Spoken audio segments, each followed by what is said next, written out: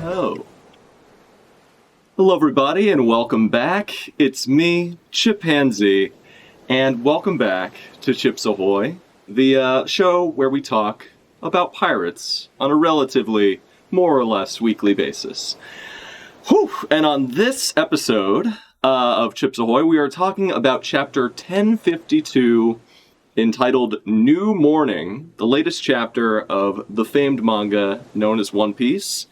And, yeah, this one's interesting, because it might be the end of Wano, as we know it, at the very least. So, you know, Wano's been a weird, long, weird, cool, weird, rocky road to get to this point, and there's been like a lot of news about One Piece on Twitter for the past like couple weeks.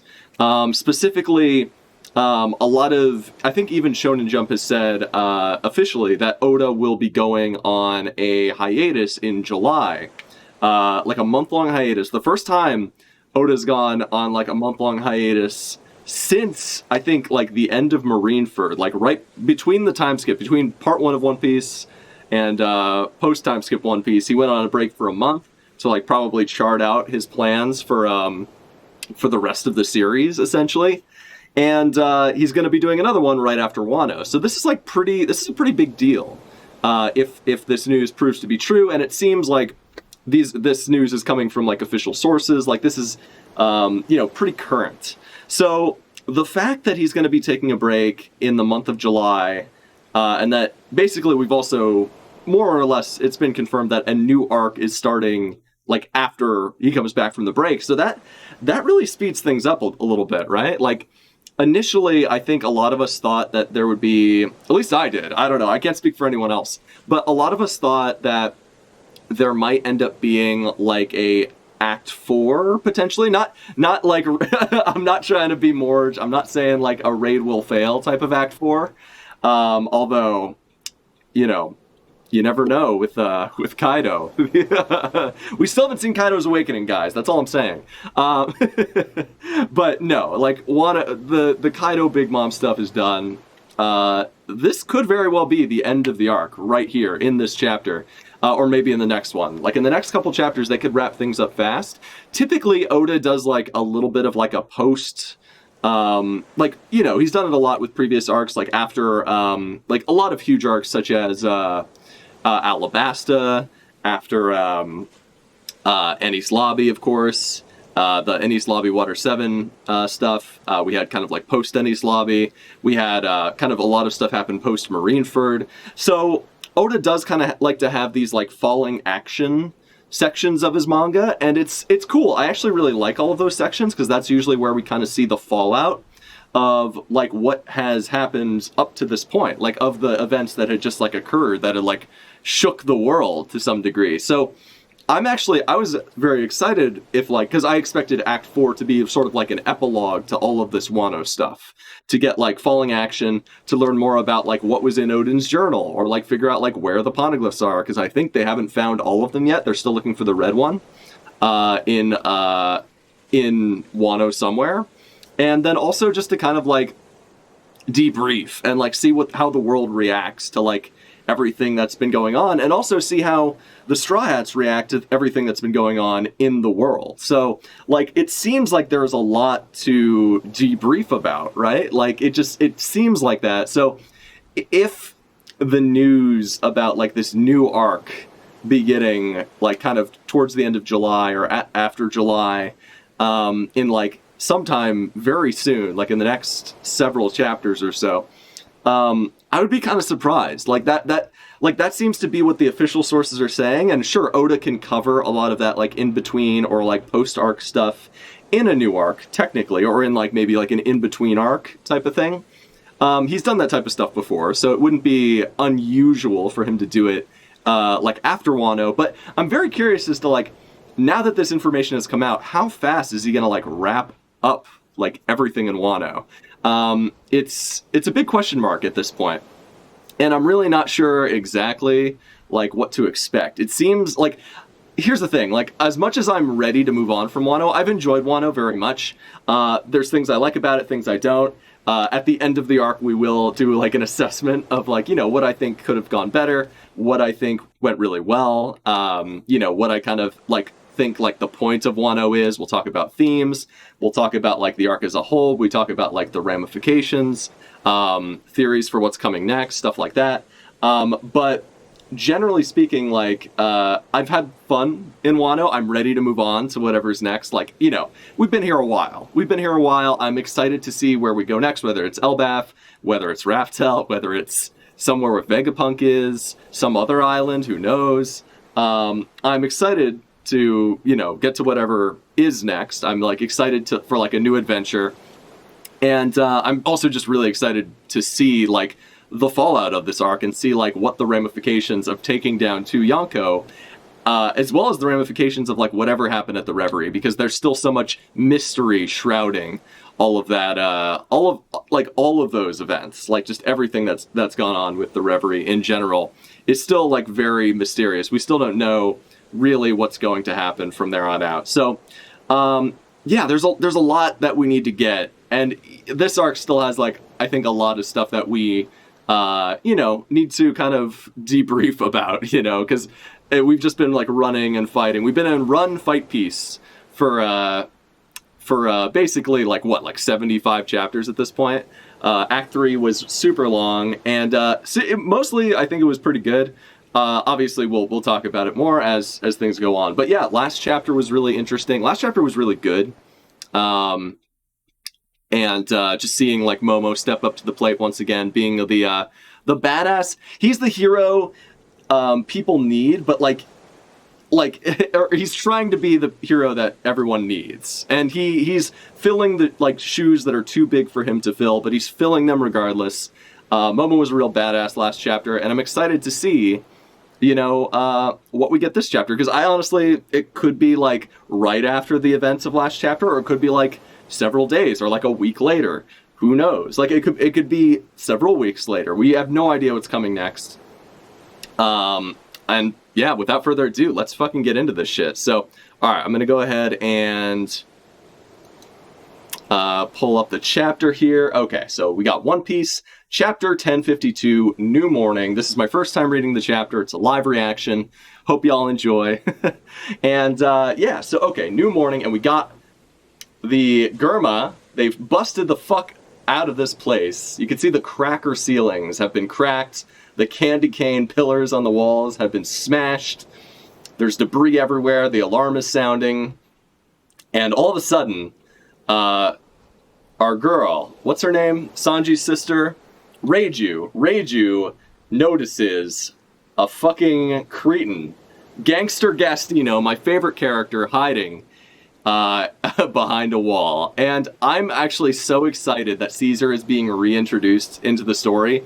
I don't know if he's going to join the Germa, and, like, because they're science guys. He's a science guy. They can make beautiful science together, if you know what I'm saying. But yeah, who knows? Who knows what's going to happen with Gangster Gastino at this point? I like that his hairstyle is still Gangster Gastino, and it hasn't gone back to being straight Caesar. I think that's pretty cool. But honestly, like, Caesar was the guy I was expecting this cover arc to be about, like, or rather, I was expecting to get a cover arc, like, specifically focused on Caesar, because, like, it just makes all the sense in the world. He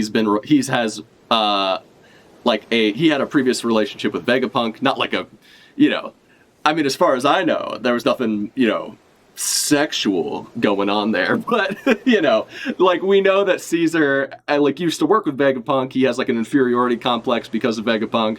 He wants to surpass Vegapunk, even though Vegapunk's more brilliant than he is, which is why he became a criminal and started working with assholes and started doing all this shit that he's doing. Or maybe it's hard to tell what became first, the chicken or the egg, with Caesar being an asshole, like, corrupt guy, or, like, Vegapunk, kind of like him being feeling, like, inferior to Vegapunk, turning him into a guy who takes shortcuts.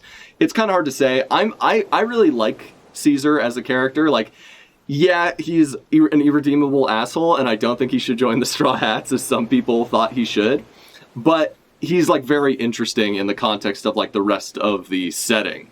And I'm curious, we haven't actually seen Judge and Caesar interact at all. So I'm actually curious to see what happens here, because apparently they were working alongside Vegapunk and Queen in the same like Mads, I think it was called, that like science team that we've learned a little bit about. So I'm really curious to see like where this goes and like what Caesar gets up to. But yeah, that's pretty cool. So Germa 66's Cold-Blooded Voyage, Volume 14. A certain scientist failed to get away. Yep. No surprises there, to be honest. Okay. Oh shit. So we're starting with Holy Land Mary Jo's pub, as King of Lightning likes to say. Alright, so a grave situation. So Nika has finally emerged. Oh god. More Nika shit. Oh my god. So, you know what's funny? I generally, in the past, I've always really liked the Gorosei, but that one page of them talking about the Nika fruit was maybe like the worst page in all of One Piece. Okay, that's a bit too far. It's one of like the worst pages in all of One Piece. Like in one fell swoop, it like almost undercut like a ton of Luffy's like accomplishments up to that point by saying like, oh, he's always had the god fruit. Luckily, that turned out to not be the case. They were hyping it up a bit. They were hyping the fruit up a bit. It seems like they were overstating what they think happened there. If Caesar and N-Team says, if Caesar and Judge team up, the cover story might lead to some Vegapunk teasing. That would be awesome, dude. Like, that's what I was thinking. That's why I was initially thinking, like, back when we got the end of the beige cover story, I was like, dude, Caesar's next. Because, like, Caesar, like, cover stories usually lead into, like, something that happens later. Or, like, at least a lot of the times they do. Not all the time. But, like, sometimes they either wrap up somebody's story and give them, like, kind of, like, a more happy ending, or a more interesting, like, ending, or, like, more development than they got in their own arc. Or it's something where it's, like, it's, like, events leading up to, like, their reintroduction into the story in, like, a new situation, or as, like, a part of a new faction, or something along those lines. So, like, that's what we got with, like, Jinbei, and with, like, Hachi, and, what's her name? And, like, Kobe and Helmeppo, obviously. So... And same with Buggy to some degree as well, back in the early days, the Buggy cover story. So yeah, I think, like, Caesar being part of a cover story, like, to me was always going to happen because, like, he still has, like, a connection with Vegapunk, and him, like, going around doing shit could be a really good way to, like, lead into the Vegapunk arc and, like, build up to it. So, like, yeah, I think that could be what Oda's building to here. Who knows, man? Oda's been throwing us a lot of curveballs recently. I mean, sort of. This arc is... Wano is interesting because it's both, like, super... Like, it follows the format of, like, previous arcs, like Dressrosa or Alabasta to some degree, or even, like, Water 7 Enies Lobby, with how it's, like, split up into, like, multiple parts and it takes place in, like, different locations and whatnot. But... Like, they're, like, the details are where... Like, the devil is in the details on this stuff. Like, most people, I don't think, expected both Kaido and Big Mom to go down this arc. So, like, there's a lot of, like, little things that are kind of, like... have been, like, surprising about Wano, which is part of what I really liked about Wano, but we'll see what Oda ends up doing. He keeps his structure similar, but he tends to, like, throw us curveballs, at least recently. That's how I felt, anyway, since, like, you know... Especially since Dressrosa, I feel. He's been trying to, you know, switch things up a little bit, subvert our expectations a little bit, for better or for worse, so we'll see what happens with that. Alright, so the 2 emperors have fallen. We won't be able to cover this up. The whole world will latch onto this news. The timing could not be any worse. How do we deal with this? So, these guys are actually, like, upset about 2 emperors falling. I think it's just because they fear... Luffy and his, you know, Nika powers, and I mean, look, I don't think, like, Luffy, like, I need to clarify my stance on Nika at this point. Like, I've more or less come to terms with it, because initially what I was worried about is this, like, Nika being, like, a separate personality from Luffy. It's not. We found that out. We determined that it's still Luffy in charge. He just awakened his devil fruit, right? And, like, technically his powers are still very similar to how they were before he awakened. It's just, like, more malleable, right? Like, he basically awakened his cartoon no mi powers, as opposed to his rubber powers. So he's elevated to a cartoon man who acts on, like, completely cartoon logic, which is cool, like, in concept. I think it's just the way Oda delivered the information. Like, he didn't build up to this very well. I know a lot of people might disagree with that. I personally think, like, I know a lot of people who agree with me that, like, this could have been alluded to much earlier and much more effectively than it was. I don't even necessarily hate the idea of the Gumu Gumu not being the real name of the fruit and it being actually, like, something else. Like, say it was, like, actually, it's the, fucking Mr. Game & Watch fruit, or, like, the cartoon no me, like, the Roadrunner Coyote no me. Like, I don't know. Like, I'm fine with it being technically something else. Although, I think it was clarified that the Gumu Gumu isn't like a fake name. It's just there's a different name for the Gumu Gumu, which is called the Nika Nika. But either way, technically, or the Hito Hito model Nika. But I think technically speaking, it's still a mythical Zoan, which is weird. It's still a little strange that it's like a different type of fruit altogether. I don't hate it. I think the thing that I didn't like about it was like Luffy being a D and someone who fights against the people who kind of attain the title of God in the One Piece world, then also having a fruit that evokes God, like evokes the name of God itself, was a little bit weird. It definitely brought like Luffy's agency and Luffy's his like accomplishments into question. Luckily, I think that's mostly been debunked at this point. Like, I think most of us can see like, okay, like Luffy had to still like earn his stripes. He got the fruit and he still had to try really hard to like make it his own. And it's only when like he was at his lowest point that it awakened. And that's still kind of like, yeah, it's a little Deus Ex Machina for sure. No one can deny that. I think the way this change came about is still pretty not good, pretty bad, I would say. Still like a weak point in the series and in the arc for sure. But the results aren't the worst. I do want to learn like more about the limitations of this fruit, because right now it just seems like, oh yeah, Luffy gets tired sometimes, but he can just power through it. And when he's in that state, he can get hit by like a million Thunder Bagwas and just be fine. So like, I'm a little like, I roll my eyes at like how invincible he is when he has that fruit activated. But I like the powers themselves. I just like want to know like what the limitations are, because you need limitations in order to add some stakes to the narrative. So I would like there to be like Oda to set some limitations to it outside of just, oh, Luffy gets exhausted, his life force gets zapped, because that's barely a limitation at all. Come on. D are the natural enemies of the gods besides Nika. Nika is the natural enemy of themselves, apparently. But yeah, we'll see.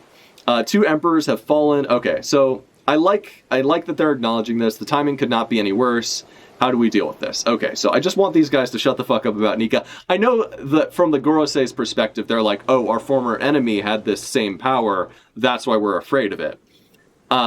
And I like that in the sense that, like, the world government has always been more concerned about, like, lineage and, like, kind of, like, blood relation and stuff more than, like, someone like the Strawhats, good people like Whitebeard who, like, they're like, it doesn't matter where you came from. You can define your own destiny. So, that's cool. I can appreciate that, like, these guys they're thinking about like, Luffy and the Nika fruit in a way that these guys who think about bloodlines and think about like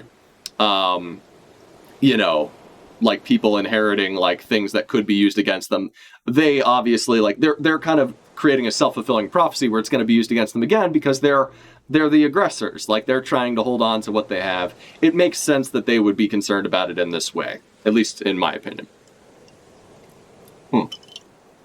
Okay. The seas around Wano, are you certain the elephant is gone? So the world government is still on their way to Wano. I guess the elephant was just kind of blocking their path. They didn't want to fuck with that thing for obvious reasons. It's the prophecy elephant. You don't want to touch that thing with a 10-foot pole. Yes, it wandered into the mist.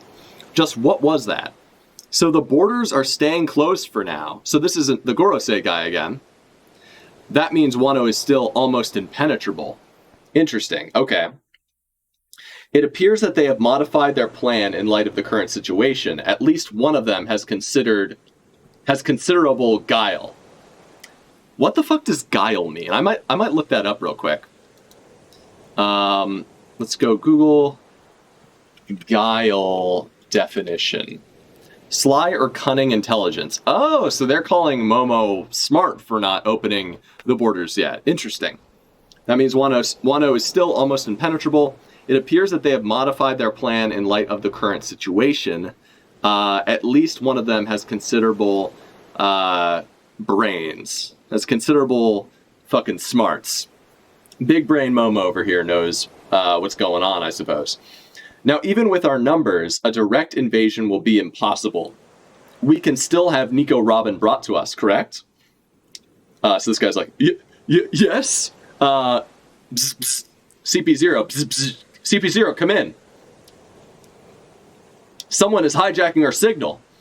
Listen up. Who is this? Stay where you are. I'm on my way. So is that, who's that? Is that, like, so this guy's not making any, he has no reaction to this situation at all. Someone hijacking their line. Is it, Rob Lucci? Is it another member of CP0 who's like, stay where you are, I'm on my way? Or maybe they're picking up on, like, another, oh, maybe they're picking up on, like, the Big Mom pirate signal instead? Because the Big Mom pirates are still, like, running around, just, like, dicking around while their leader got, like, absolutely, you know, blasted into the center of the earth. So we'll see what happens. All right, anyway, let's move on. After 20 years of tyranny in Wano, the news of the Kozuki's victory is being met with jubilation. That's great. I also love that there's just this giant skull rock that's just... I'm looking forward to, like, a flash forward 20 years into the future and seeing, like, the topography, like, the way this kind of, like, turns into, like, part of, like, the natural topography of Wano. That'll be interesting. I kind of like seeing that type of stuff. So, okay, so we got Drake and Hawkins. Oh, God. So Hawkins is still alive, and Drake is just, you know, a jobber, sadly. We wanted to see cool stuff from Drake, or at least I did. I might talk about this. We'll see. Castle Interior, Onigashima. Huff, huff. Drake, you were a marine dog this whole time? I thought you were the one who knew that, dude. You really expect me to answer that? Don't you have anything else to say? You look like hell. Huff, huff. I thought those precious cards of yours promised you'd be safe if you stuck with Kaido. And then, so we're getting a bit of Hawkins' POV, which is kind of cool. I was hoping we would get a little bit more insight on, like, Hawkins' character. So this is kind of neat, actually. I submitted to that monster when we showed up because I knew doing otherwise would be courting death. Makes sense. But Kid and his crew fought to the bitter end. They were prepared to die. So it goes back to, like, this idea of, like, death. Like, being prepared to die, but not, like, planning to die. Like, believing that you'll win, but, like, being, like, ready to, like, risk your life. That's been, like, a big part of, like, the themes of the Wano arc. So that's cool.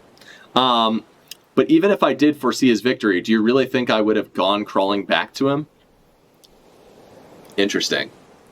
So he did foresee Kid's victory? Is that what he's saying? If you're going to switch sides, now's the time. So this is Drake, what Drake said to him back in the day. What are your cards telling you? I am divining tomorrow's survivor chances for a certain man, only 1%. What a pity. When you were foretelling the future, the man you were talking about, it was me. Oh, shit. And he slides down the wall. When you were foretelling the future, the man you were talking about, so he was predicting his own future. Interesting. So that's why so it looks like he just died. Shit, man. So Hawkins, I like Hawkins. I think he was, like, an interesting force this arc, you know? I think he was, like, kind of like a cool, like, secondary antagonist. Or maybe third-ary antagonist. He's been cool. I thought Hawkins and, like, Hawkins Law... Okay, so, like, just before we move on, this is important, right? So Hawkins...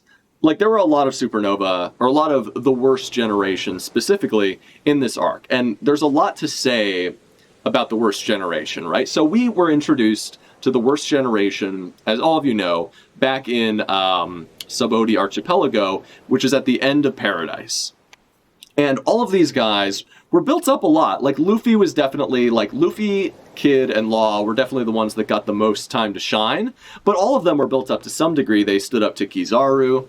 They were, like, badasses in their own right. And since then, everyone that has gotten, like, screen time has seemed to, like, before Wano, that is, all the ones that got screen time, which at that point were really just, like, Law, and Capone, got like a ton of screen time, specifically those two. Like, Law had like basically like Dressrosa was Law's arc. Like, he got like maybe more like development and he was also in Punk Hazard and got like a shit ton to do in Punk Hazard, and he was here too and he got a shit ton to do here. Not as much to do. I mean, him and Kid together defeating Big Mom was based and awesome. One of the best fights of the arc, if not the best. And super cool to see those guys like actually stepping up to the plate and pulling their weight, not just letting Luffy do everything for them. Them being the other people in this arc to take out a Yonko, like, justifies the introduction of the supernova or of the worst generation to begin with. It shows that like Luffy's rivals have teeth, at least the ones of them that like really like, you know, stick to their guns and like stand up to authority, like Kid and Law do. So that's really cool, and I couldn't be more happy with how that shook out. Those guys like got the accolades that you would expect Luffy's like true rivals to get. Now, I didn't expect all of the supernova to be as important as Kid and Law. They were the ones who were clearly kind of like measured up against Luffy in what's it called? In Subodi Archipelago. They were paired with him for a reason, and it was so cool to see them paired again against Kaido and Big Mom. That was like probably like, I couldn't have asked for a better way to round out those guys' character arcs and their storylines. Like, it really shows that like they are like true competitors for the spot of the Pirate King. And that's great. Like, I could, you know, that's all I wanted for those guys. I did never in a million years would have expected they would have taken down Big Mom, but I'm happy they did. Now that I've had some time to stew on it, I think it's cool. I think it's cool that Oda went that direction. Obviously, they had help, you know, big, like the Yonko weren't taken down in isolation. There were people who kind of assisted with the fight, chipped away at these Yonko before their final confrontations with Kaido versus Luffy and Big Mom versus Law and Kid. But still, like, I'm very satisfied with Law and Kid's role in this arc. I think they did great. I don't know if Kid's going to go on to be relevant in the Shanks stuff. He might be, he might not be. I think this is the end of Law and Luffy traveling together. I'd be very surprised if it wasn't.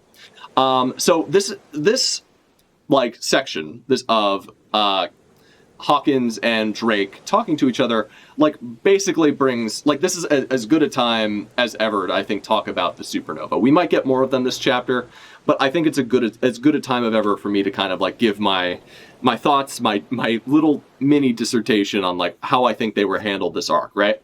So besides Law and Kid and Luffy and Zoro and Killer, who I also think got like great moments to shine, Zoro, you know, there are certain things I think could have gone better with his, just what he ended up doing in this arc. I think overall it was pretty good, though. Could have been a little better, but overall it was satisfying. Killer kind of, being the one to defeat Hawkins, I thought was really good. And ultimately, I thought Hawkins was pretty good, too, because he got a lot of time to shine in Act 2. He was kind of like, sort of like a minor, like, main villain in Act 2. He was like, thwarting, what's it called? Thwarting? God, fuck, my pronunciation is shit. He was thwarting, there we go. He was thwarting their plans at every turn. He was like, spotting Nami and Robin in the bathhouse. He was, he cornered Law, he captured Law and like, captured his crew and fucked with them. Like, he was kind of like, and he was the one who convinced Kaido to like go after, Odin Castle, or the ruins of Odin Castle, which ended up getting Luffy to fight Kaido early, which got Luffy thrown in prison. So Hawkins had a really big presence in Act 2. And yeah, even though him and Killer didn't have like any sort of beef before Act 2, I think it was cool that Hawkins did sort of have, some connection with Killer and Kid previously, since they were in an alliance, and that he was the one who was kind of holding Kid back. He was the one who was kind of like keeping Kid down when Kid was trying to fight Big Mom. So obviously Killer wanting to, kind of clear the way for his captain to be a badass and like, and like, you know, achieve his dream of taking down a Yonko. Killer being the one to take out Hawkins, I thought was cool. It showed how much of a badass Killer is. Hawkins was I think a worthy opponent in this regard for someone like Killer. It was a really good fight, and it's cool to see that Hawkins actually seems to be dead, like dead. Obviously, he could come back in a cover arc, as Oda doesn't like to kill characters, but this whole scene of him just like falling to the ground here, that's about as close to like a confirmed death as I think we've ever gotten in One Piece. At least, you know, who knows? Obviously, it's impossible to tell. And Oda could make me sound like a fool for saying something like that. Okay. But we need to talk about the fucking elephant in the room. And I'm not talking about Zoe. I'm not talking about Jack, although we could talk about him. I'll talk about him later, because he's not in this chapter. We need to talk about Apu and Drake, who are the other two supernova in this arc, and have been built up a shit ton over the course of the series up to this point, and did not pull their weight in this arc at all. And it's not the character's fault, it's Oda's fault for not doing a good job of like managing our expectations for these characters. For me, this, like, Drake literally getting like off screen, basically just being like a whole ass jobber, like not really doing much of anything this arc, and I mean, the arc isn't over just yet, but like him not getting like a real, like, to really like show why he is like a member of the worst generation, to like show his grit, to show his mettle, to show his values in a confrontation against CP0 is like the biggest letdown of the arc for me. Nika, I can get past that. Jack, I hate that Jack didn't get more to do. I can even get past that, because at least like he kind of, you know, did a few things leading up to this point. He was clearly like a washed up asshole. And like him getting to fight Neko, or Inu rather, like, cool, whatever. Like, I wish we'd seen more of that fight, but that's not even the biggest thing. Like, to me, the worst generation had been built up significantly more, and had significantly more time to be like explored, and should have been prioritized more, specifically Drake and Apu. And I think what's really disappointing is Oda laid the groundwork for like them to do cool things in this arc. So initially, when I found out all these supernova were here, I thought it was going to be basically the supernova versus the Yonko. And it was to some degree. With Roof Piece, that was, you know, the worst generation versus like the two members of the Four Emperors. And it ended with like three members of the worst generation defeating two Yonko, which is really cool. That's awesome. But I was expecting it to be like a bit more of a group effort. I was expecting like Hawkins and Apu and Drake to eventually come around and help with that fight in some capacity. I'm okay that they didn't, but if you don't give them that, they need other things to do. You need to justify their inclusion in the narrative if you're going to like hype up and like introduce these characters that are like Luffy's rivals. But the thing that I like about the worst generation since the time skip is that not all of them are gunning for Pirate King. We've learned that like Capone just wants to like basically like kill off like the heads of other organizations so that he can become like the coolest, baddest dude. Law wants to learn like what the Will of D is because of Corazon. Kid, I think, just also wants to be Pirate King, but he might have more to his motivations as well. He at very least wanted to defeat one of the Four Emperors. That was like one of his main goals. That was a stated motivation. He wants to be the top dog, right? And Drake clearly has, like, he is still a Marine. He still believes in justice. He still thinks less of pirates, even though he is like he's undercover as a pirate. He still doesn't think highly of them. But, so like, those are all interesting character traits, like, to me. Like, him being like kind of like a goody two-shoes. Like, I remember in Act 2 when he saw like, half-naked women in the bathhouse, he fainted because he's like a good old boy, and he's like, oh no, like, he got, it's kind of like Polly, right? It was like Polly in Water 7, how he'd get flustered around attractive women, especially when they were, dressed a little bit more provocatively, potentially. I like that character trait. It's cute. It made him endearing. And we also got like a lot, like Drake was in Law's backstory, and like his dad was the one who had the Ope Ope fruit. His dad was a pirate, and he was apparently found by the Marines who went to that island after his dad was killed by Doflamingo. And like Drake clearly is someone who like he knows how to be a pirate, but he clearly believes in like justice and like clearly like thinks he's doing the right thing. And like there was so much that could have been done with that. And listen, Oda can still use Drake. I actually expect him to use Drake more in the upcoming conflict between the revolutionaries and the Marines and the world government. And also, like, now that like Drake has fought members of CP0, this is clearly going to create like a rift or create like tension and potentially conflict between, at very least, Sword, if not like the entirety of the Marines, versus the world government and CP0. Like the fact that CP0 was willing to work with Orochi and overlook that he was like, part of Kaido's, larger organization, shows that like the world government like doesn't like have any values, or like they don't take a hard stance the way like someone like Akainu would, right? So like they're willing to like let people suffer in ways that maybe the Marines, like not every member of the Marines, a lot of the Marines are just loyal to the world government, they're loyal to the Tenryubito. But we know that there are good people in the Marines who want to change things from the inside and are interested in seeing, like don't like the Celestial Dragons and don't like the state of, the world government. So, and Drake being a member of Sword is clearly one of those people, and him being the one who told Kobe, like, dude, CP0 is here. Like, I think he was there to like find out if CP0 was doing business with like the people in the underground.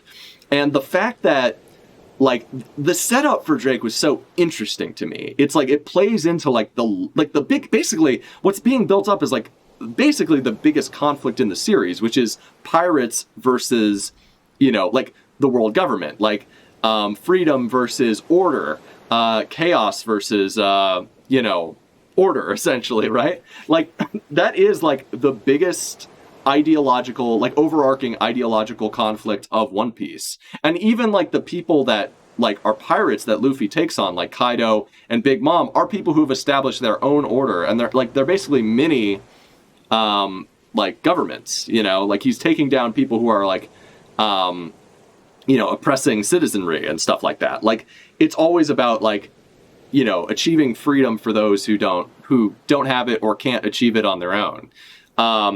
So Drake being someone who like had all this buildup, has similar ideals to someone like Kobe or Garp, and like is essentially like, but still like working undercover, similar to probably what like, like what other people like Corazon has done, or what people like potentially Akainu, or not Akainu, Aokiji is doing. Like, there's a lot of good stuff here. There's a lot of meaty stuff for Drake that I think is really interesting and could have, like, really led into, like, the upcoming conflict between the world government and the Marines, which is undoubtedly, there's going to be a rift there at some point. There's going to, like, that they are not going to, like, especially with the way things have gone down between Drake and CP0. The issue here is that when you are introduced to rivals of the main character, you want to see why they are impressive. You want to see why, like, they are worthy, even if they're not trying to achieve Pirate King, like, why they are, like, worth following and, like, worth caring about in the first place. And, like, Drake had so much good build-up. Apu had some great build-up, too. Like, Apu being kind of, like, the one who basically informed Kaido about, like, the alliance between, gave Kaido the location for the alliance between Kid and Hawkins, and, like, ended up being the reason Hawkins was brought into the fold. And, like, him just kind of, like, being, like, I like Apu a lot as, in concept. Like, he is essentially the Jack Sparrow of the One Piece world, and that, like, he is really willing to, like, he always sides with the side he thinks is going to win, and he's willing to switch sides on a dime. He's like he's a true pirate, just like kind of like Blackbeard to some degree, but not quite as capable. But he was still cool, and like when they got to Onigashima and he kind of like took out Zoro and Luffy right off the bat, that was awesome and showed that like he is a powerful dude. And like it's just so disappointing to me that, like, literally Oda put them in a situation where it could have been a 2v2 fight between Drake and Apu, like an unlikely alliance between these two guys who are so diametrically opposed to each other, versus like an alliance of convenience between those two and their numbers against CP0. And instead of like actually giving it just like a chapter to just like show like that these guys are cool and capable and could beat, like, you know, in a high difficulty fight, someone like the guys from CP0, while also, which would have also given the CP0 guys like more character, because we barely know anything about them. Like they're subsisting on hype alone. Like at this point, the members of CP0, like they're not that interesting on their own. It's just true. They're just not. And like it could have been a chance for them to show like some personality and to show some character and to show some cool techniques besides Rokushiki. Like maybe one of them would have had a devil fruit, or maybe like they know some special Rokushiki techniques that even the CP9 members didn't know. Like there could have been some interesting shit there. And it was a perfect opportunity to give these guys something relevant to do that would be relevant in even the next arcs, because Apu was like taking pictures. He was going to sell those pictures to Morgans. That already is like has huge implications. That's going to create like a huge uproar in the world when they realize that CP0 was doing on Onigashima doing business with Wano and Kaido, and like an ally of Kaido. Like that is a huge story. That's a huge scoop, as Morgans would say. Big news, you know? That is insane. And it still might happen, but like the fact that like these guys didn't get to show their mettle a little bit, show why they were in the worst generation, show why they're badasses in their own right, even if they're not like Kid in Law level who could like take down a Yonko together. Them having like a 2v2 fight again, like here's how I imagined it playing out, right? Just so you guys know, like, what I was like, because I was super excited for this. Like, and this, for me, like, yes, I get that I kind of fell into my own headcanon, my own fan fiction, my own expectations for what I thought Oda was going to do. And then when it didn't go the way the way Oda ended up taking it, I got a little disappointed. But here's the thing, guys. Like, it's okay not to, like, you shouldn't get too bogged down on your own headcanon, on your own fanfiction, on what you want to see happen too much. You need to give, like, the writer of the story, the author of whatever you're reading, some room to move, some room to, like, you know, stick and move and do something different. But the thing is, usually you want the writer to, like, do something you weren't expecting in, like, a more brilliant way than you would have expected it. But in this case, like, yes, we haven't seen, like, this isn't the end of the arc. We haven't seen everything yet, but the fight is over. The battle is done. CP0 is not going to appear right in front of Drake and be like, time for a rematch, bro. No, that's not happening. This was Oda's chance with this, and he blew it. And yes, could Drake come back and fight against CP0 again in like a future arc? Sure. And maybe that would be a redemptive moment for him. The problem is the guy who he jobbed to is dead. That man got crushed by Kaido. There is no chance for this man to redeem himself by defeating the man who, you know, made him look like a fool. It's over. It's over. There is no opportunity for revenge, or for like Drake to overcome like the one who bested him. Like that's done. And like the fact that we didn't even get to see any of the fight, that it happened all off screen. Like, I think what Oda was trying to do, like, because he did set it up sort of the way I expected, which was that Apu would start to fight with Drake, but then would run away when the going gets tough. And clearly, CP0, they're strong boys. We see that Drake was able to wound one of them, like the main guy with the mask who, you know, interrupted the fight between Luffy and Kaido. Drake was able to wound him, and he commented, like, you were stronger than I thought. Yeah, you were just as strong as I thought you'd be, Drake. But, like, still, we just see Drake on the ground basically dead, right? He fucking jobbed. He jobbed off screen. Which is, I expect more from the worst generation characters, because Oda has done more with all of them up until this point. He just has. Like Capone got so much in Whole Cake Island. He was such like a cool and interesting character. Sure, he didn't get like a one-on-one fight, but he was the one like behind this whole plot. And like he got to like you know, fucking dab on Oven a little bit. He got to like do all this other cool stuff. He got to like be like a, you know, brick house basically and stand up to Big Mom. We don't even know anything about the CPU Zero guys. Yeah.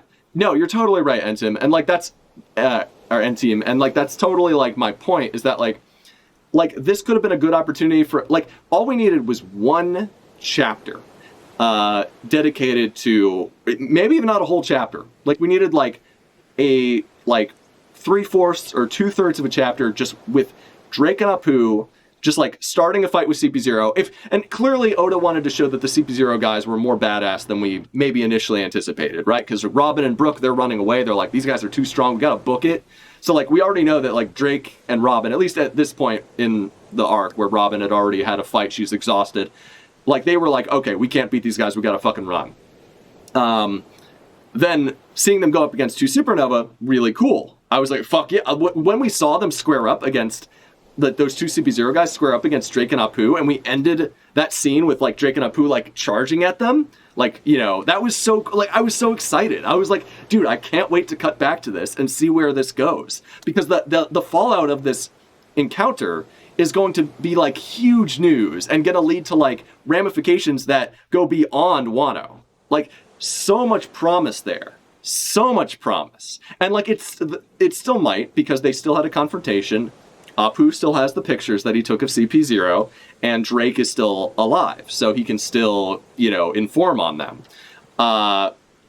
Or rather, they're going to inform on him as well, probably get him in trouble and get him thrown in like Impel Down or something. But either way, like, fact of the matter is, like, Oda had a chance to like show why these guys are badasses in their own right, why they are like worthy of like, you know, to be like kind of listed among like Luffy, Kid, and Law, and instead he just off-screened it entirely. Like in my perfect world, this is more or less how I saw that encounter going, right? So we started, if it's one chapter just dedicated to that, similar to how the Strawhats each got like for their fights, they got like basically one chapter each, right? We could have seen Drake and Apu, they join forces, but they hate each other. They're arguing, right? Like, you know, like they don't, you know, work in sync because like Drake hates Apu because Apu's like a fucking, you know, he has no loyalties to anyone, where Drake is loyal to, you know, his sword faction. He's loyal to the Marines. He believes in justice, where Apu doesn't believe in anything. He's just an asshole. Like, there's already like a good, like, they already have like a good dynamic where they're already butting heads with each other. Like, and then all you had to do is make it so that like, if you want to characterize the CP0 guys as being super strong, just have them like absolutely low diff the numbers that were hanging out with Drake, with Apu. Just have them like, which I think they did anyway. They did end up like fucking up those numbers. But like, if you just had them like absolutely like BTFO those numbers like immediately, and then just have like Apu be like, oh shit, like I got, and then Apu runs away. Drake, you know, knowing that his duty is to like, you know, bring these assholes to justice, like the CP0 guys to justice by, you know, kind of exposing them and their you know, their what's it called? Like their false values, their you know, the fact that they are working with pirates and like a lawless land despite being, you know, so high and mighty and stuff like that. Like him trying to bring them to justice obviously means he wouldn't run away, even if he is like outmatched and outnumbered. So they get to beating his ass up. He, you know, he gets to show how resilient he is. He gets to show, in that instance, like even if he's losing, even if he's on the back foot against these two powerhouses, he gets to show how resilient he is. He gets to show like his conviction. He gets to show that he's not going to run away. And then Apu comes back around, snipes one of them from far away with like a fucking supersonic move or whatever, because he's got the sound powers, giving Drake the opportunity to do like a final, like, you know, attack on the other one. And you still could have had, there were 3 members of CP0 here. You still could have had one guy get away, have the other guy still get beaten by Drake, have the masked guy who ends up going up and stopping the Kaido-Luffy fight. You can still have him get beat by Drake, but just have him, like everyone else in this arc, like Jack, like the Scabbards, have him get beat, like, you know, like he would, and then just have him get back up like later, like an hour later or something, you know, which is what happens with a lot of people this arc. You know, people don't stay down because this arc takes place over like basically a day. That's all you needed to do to like show that like Apu, that gives literally Apu an arc showing that like he won't always run away when the going gets tough. It gives Drake an arc to show that like, yeah, he kind of maintains the moral high ground, like he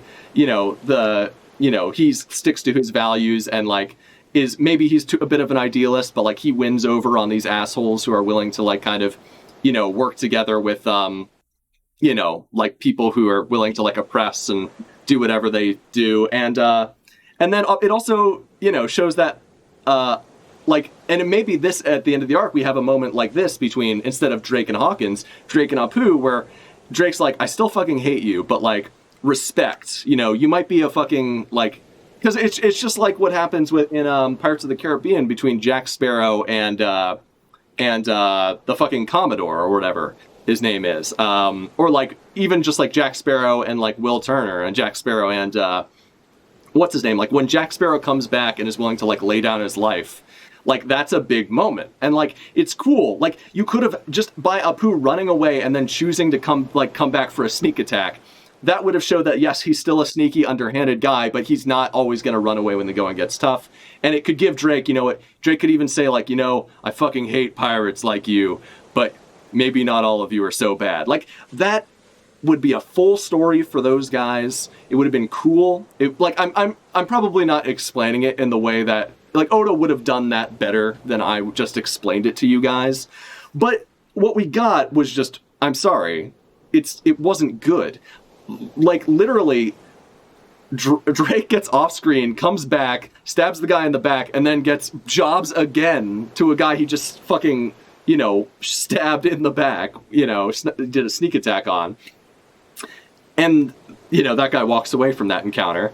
And then Apu runs away, gets into a fight with his own henchman, and then just like after the arc's over, he's like, wait, Luffy won? Like that is so unsatisfying. That is so unbelievably unsatisfying. Like, for me, that is the biggest missed opportunity of the arc. And if there was one thing I would change about the arc, it's that instead of doing a chapter about like, I don't know, like I like Raizo and I like Jinbei and I liked them working together to put out the fire. Instead, I would have been like, give that chapter to these two guys. Give them like an actual fight. Let them actually do something, important and cool, and show their mettle and show why they're characters in the first place. Because right now I'm like, at this point I'm like, why did you even include these guys, Oda? Why were they here? And like, yes, the arc isn't over, but like that is just how I feel. Like the battle is done. These guys did absolutely nothing. They were literally a waste of time with the way they were included. Now Oda can still do more stuff with them later, in either like the aftermath or in another arc in the future, but it's like, bro, they were here and you made them look like fucking losers. What were you thinking? What were you thinking, Oda? That was, to me, that's the biggest hack to thing of the entire arc. Like Nika, I can even get past. This is like, in my opinion, it's like you fumbled the bag with these guys so hard, with characters that you built up so much since Sabaody. Like fucking 500 plus chapters ago, you fumbled the bag with characters that like needed stuff to do. And like, I like, for me, that's like, that is the biggest like mistake that Oda made this arc is like not, even if he didn't do my idea, like the way I would have written that fight, as I explained, he needed to do something with these guys. He just like wrote them off. And maybe it's because he was running out of time. Either way, it is bad. It was poorly handled, hacked a moment. Get good. Get good, Oda. Get good at writing. So Entin says, what was even the point of hyping up CP0 if 2 out of the 3 die this arc? Yeah, that's also a good point. Like, that's the thing. CP0 could have shown how badass they were by beating, like, beating the numbers and then beating the 2 highest ranked numbers and then beating the fuck out of Drake 1v, or even like, scaring away Apu and then beating the fuck out of Drake 2v2. And if we had seen it, it would have been cool. Like, it would have been like, shit, dude, like even a fucking worst generation guy can't stand up to these guys. But then like Apu coming back and like, sniping them would have given Apu, like rounded out his arc a little bit. It would have, given Drake a chance to like show his mettle, show his resilience, and also show that like he's like, he like kind of has like the, you know, like an ideological conflict with these guys who don't treat their he has power and responsibility. They have power, but they don't use it responsibly. Like that, like literally is like that's a great like thematic conflict to explore, and it would have been really cool. Fuck Oda, why did you fumble it so hard? Like I honestly, that baffles me more than anything else. This arc is like, how could you fumble these characters that you like? You've been doing so well with the Supernova. Like, I'm not even like that. Like, it's funny to like meme on Law, but like, I'm not that big of a Law hater. Like, I think, yeah, he's a little edgy, but overall, I think he's been handled like pretty well. I do think he's gotten like maybe more screen time than he maybe needed. But like, the thing is, that's not a problem as long as you give these other characters their due too. And he didn't. That's the problem. So whatever. Moving on. Sorry, I spent like an hour talking about that. Anyway, okay. We're getting back to the Flower Capital. 7 days after the end of the war. So it's been a week since the end of the war, as I expected. Don't take down the decorations yet, Momonosuke-sama. No, the Shogun has decreed... the Shogun has decreed that we'll have another festival soon. Miss Sarahebi isn't coming back. Aw, cute, sexy snake lady isn't coming back. Yeah, I mean, honestly, it's good that she isn't coming back. She was a bad influence on these kids. All the horny boys, though, are like, what the fuck? How come? Sorry, but we have to restart your history lessons on our country's heroes from scratch. And everyone's like, seriously? That does make sense that they would be pissed off. Who the fuck is this guy, though? Our first lesson will be the story of the wonderful Kozuki Oden. Okay, so now we have, basically, before we had, like, the previous regime was all about talking about how the Kozuki sucked, and how shit they were, and it was all like anti-Kozuki propaganda. Now we have pro-Kozuki propaganda. Now that the liberal cucks are in charge of the government and the education program of this fine nation. So, what's it called? Namaste, I guess, to these fine Japanese people. Anyway, I still can't believe that Wano's greatest beauty, Komurasaki, is really Oden-sama's daughter. Almost like, I don't know. Did anyone else know her lineage? I don't know. I heard that the Kappa Kawamatsu Dono saved her from the blazing castle. Okay, so that's another character who didn't do a goddamn thing this arc. I think most of the scabbards were handled pretty well in Act 3. I think they, like, the scabbards and Momo and, like, Law, Luffy, Kid, Zoro, Sanji, Robin, like, the Strawhats, like the big guys from Roof Piece, and then also the scabbards and Momo were like the biggest, like the guys who got the most stuff to do, got like the coolest moments. But like Kawamatsu really didn't get much at all, did he? Like he didn't do a goddamn thing. It should have been, instead of Jinbei putting out the fire, it should have been Raizo and Kawamatsu putting out the fire together. That would have made more sense. Give Kawamatsu something to do. He's cool. Okay. What an incredible display of loyalty. And another scabbard was watching over things this whole time. Kyoshiro, the noble Yakuza boss, was really Denjiro Dono in disguise? That's cute. Oh, and you got this little Baba Yaga lady up in the corner. We've seen her before. I think she works at the, for the courtesan, she works at the whorehouse, basically. the local prostitution center. Okay. Paradise Farm.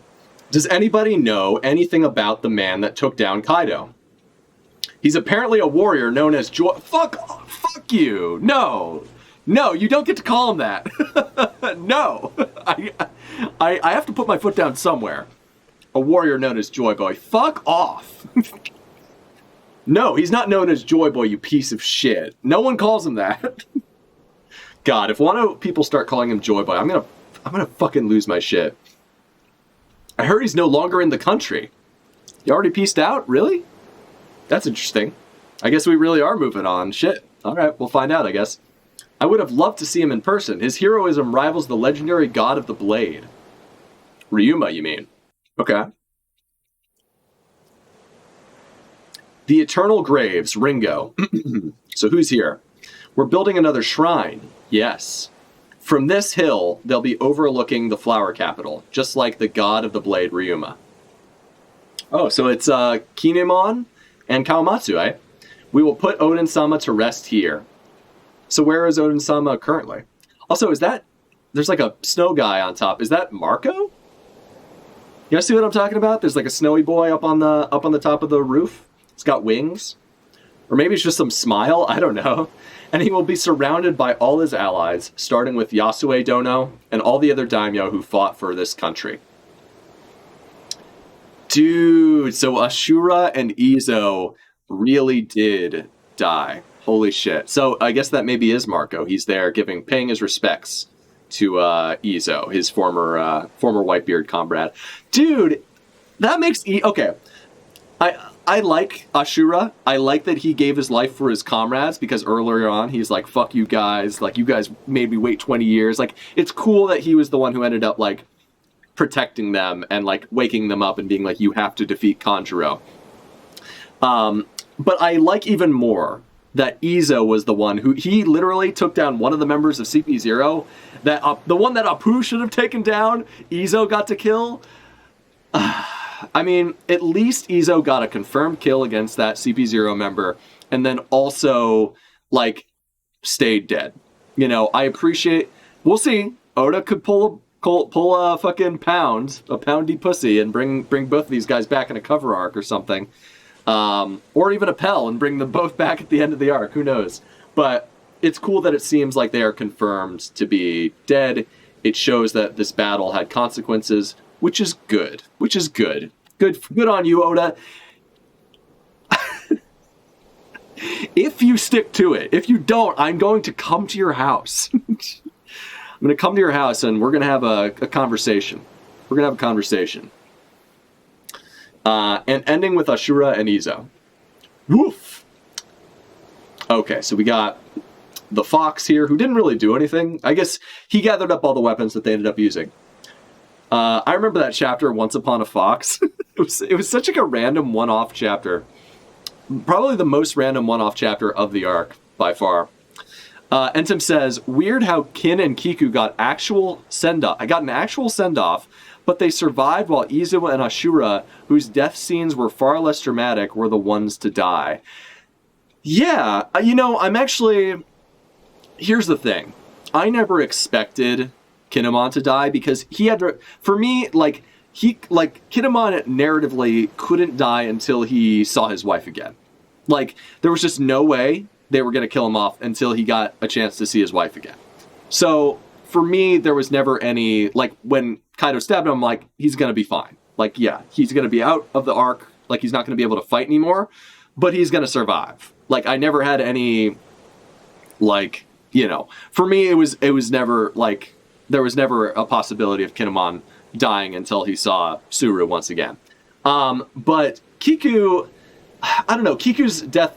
Like, her getting killed by Kanjuro felt so abrupt that I was like, I don't think that's gonna stick. Plus, she's, like, the only, like, actual, like positive trans representation in the entirety of the story. I mean, I love Bon Clay. I love Eva-chan. But, like, you know that, like, a lot of people don't see them as, like, you know, necessarily, like, they've been considered offensive in the past. So, like, Kiku being, like, just, you know, like, straight up a lady, like, it just made, like, her to be the only one that gets killed off would feel kind of weird. I think it, like, I didn't think that was going to stick, personally. Also, like, the fact that her big brother came there to, like, you know, save, probably, like, you know, pay back all the shit he had done by, like, not, like, staying there in Wano to help, and, like, just going to sail for years. To me, it's more satisfying that Izo's the one who sacrifices his life, because he's kind of the one who, like, left and didn't come back. When he probably should have. Like, I appreciate him being loyal to Whitey-chan, but at the same time, like, to me, it's like he's the big brother. He's the one who, you know, I appreciate that he's the one who died and Kiku gets to live.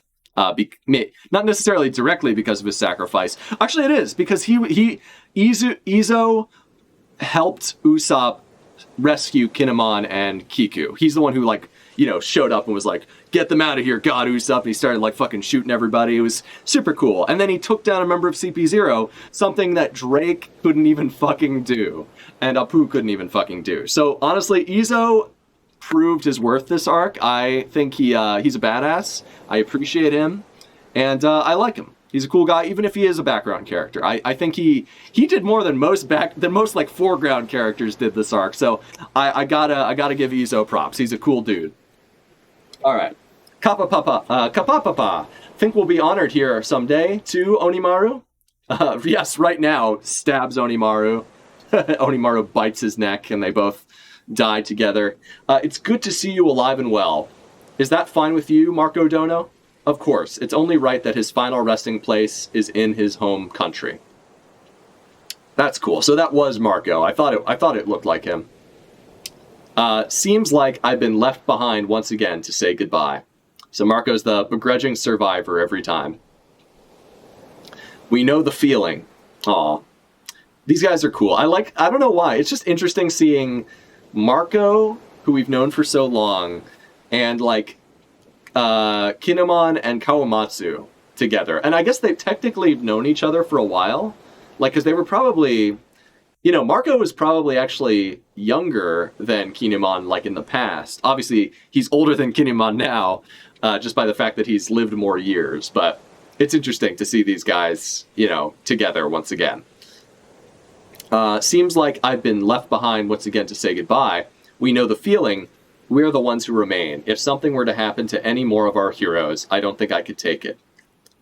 This is good. This is like good, heavy stuff. They're really, like, this sells the cost of the fight. The fact that we had 3 confirmed deaths this chapter is actually, like, listen, I'm not someone who takes joy in characters dying, but I am happy to see that, like, this battle had legitimate consequences. First, we have Hawkins, who's like, yep, I was the one who was going to die, and he literally, you know, bleeding out, falls to the floor. Oh shit, whoops. Then we have Izo and Ashura confirmed dead, which is sad, but I'm happy that there were some consequences to you know, the events of this arc, which included a fight against the strongest people in the setting. So this is good. This is good. Oda's doing his shit this arc, and I'm happy to see it. Okay, let us pray for their good health. I'm so hungry. No, I'm not. I'm not hungry. I'm not. Brother, you've got to hear this. Wait, what the fuck? You too, Yamato-kun? She drops kicks him. Oh, that's Kino, man. That's Goda right there. you know, she's like, according to the fucking people in the country, the sexiest member of, basically the populace of Wano. So you know Momo is sniffing those feets. I love that Oda. Oda had class though. He put socks on so people wouldn't fucking jerk off to this. Good on you, Oda. Good on you for being respectful like that. And Entum says, I honestly never thought any scabbard would die during the battle. Ashura and Izo's deaths were super sudden. I agree, but hey man, death often is. So I'm okay with it. For me, it feels about as sudden as like Pedro or Pound, or better yet, like Pedro, or even someone like who else? Someone like Little Oars Jr., who actually probably got a bit of a better send off because there was a whole chapter just about him. So, but yeah, I mean, I'm fine with that. I'm fine with that. Anyway, Luffy Taro-san and Zorojuro-san. Oh, they finally opened their eyes. Ah, will you ever stop being a tomboy? Not that it hurts or anything. Baka. Meats! Booze! So they've been asleep for a week. Interesting. That's funny that these guys wake up and they have the same base instinct of just like, give us our fucking means of sustenance. The way that we recover is to drink a lot, drink heavy, and eat merrily. Good stuff.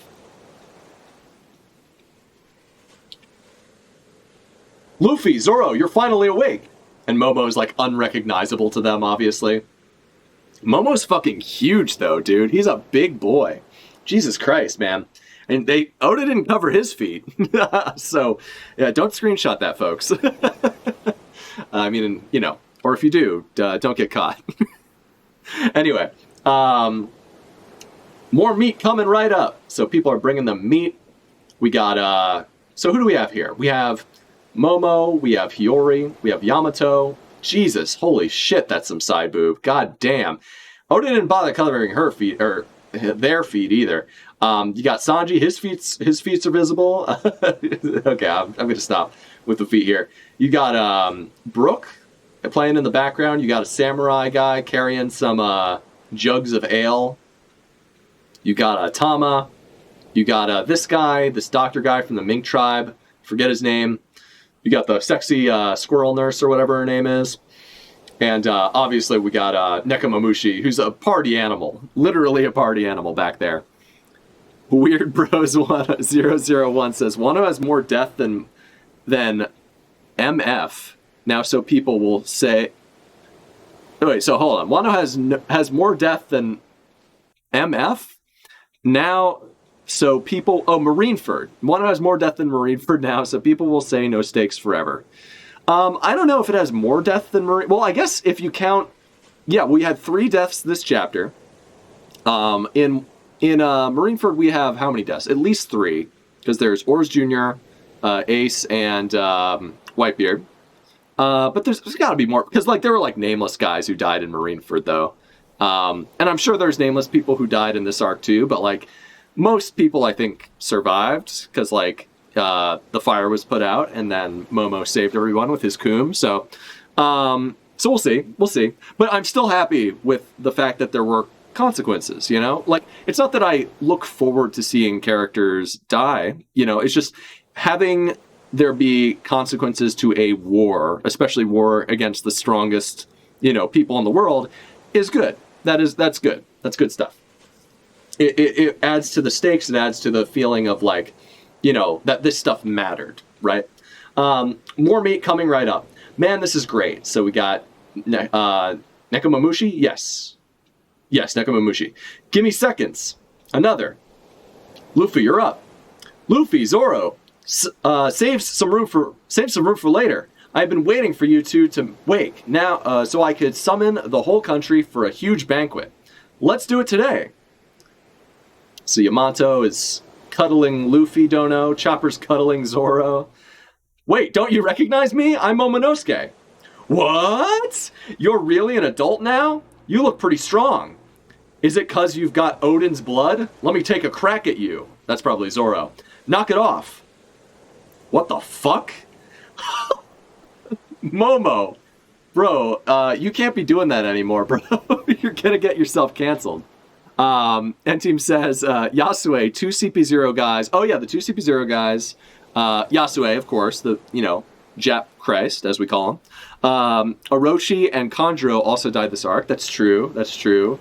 Probably Kaido and Big Mom, too. I mean, we'll find out for sure soon enough. But, like, you know, it doesn't look good for them. Let's just say that. And the guy Raizo fought. Yeah, Fukuro Kujo is the one. So yeah, bunch of people. Onami, those two fiends are picking on me again. Please save me. Jesus Christ, man. He's just getting right the fuck in there. Holy shit. Get off me. But I'm still 8 years old. Not that this hurts. Bubabaka. Oh, I guess that's true. Still fucking creepy. Now they're gloating. Yup, he's definitely tougher. Because he survived getting punched by Nami. Gah, welcome to adulthood, Momo. No more special privileges for you. That's pretty funny. He's still a child on the inside, but on the outside he's basically Odin now. Quit putting plates on my head. I don't understand the meme there, but okay. All right, cool. So a bunch of people are... No, that's not fighting in the background. That's Yamato talking and him fuming. You should thank your parents for giving you such a strong body. Is Yamato hitting on him? I'm sure you'll be the #1 samurai in the country someday. I will give it my all. Yamato, let's take a bath together before the festival. What? Your vigil has ended, right? Vigil? In Wano, they have a custom to give something up. Why does Nami want to take a bath? Well, it's because Nami's gay. We all know that Nami is, she swings, she plays for her own team. You know what I'm saying? I mean, we'll see. Obviously, like Yamato, I'm still confused about whether Yamato, I assume it's all any pronouns for Yamato. I'm just going to go with that for now. Because it's too confusing. Like, unlike with Kiku, where it's very clear Kiku is a lady. Kiku is she, her. Like, Yamato, like, they've called her she, they've called her he. She said, oh, well, I became a man when I became Odin, but then she's also, like, they've called her the Oni princess. I'm like, they've called her Kaido's son, they've called her Kaido's daughter. It's just really confusing. Anyway, the plate is to make Momo look like Odin. oh, shit. I didn't even realize that. Good call, Weird Bros. Good call. Damn. He's still a child on the inside, but on the outside he's basically Odin now. That's pretty funny. So Yamato has some rivalry for the title of Odin, I guess. In Wano, they have a custom to give something up until their prayers are answered by the gods. So Yamato was praying for Luffy's revival, like Luffy to wake up.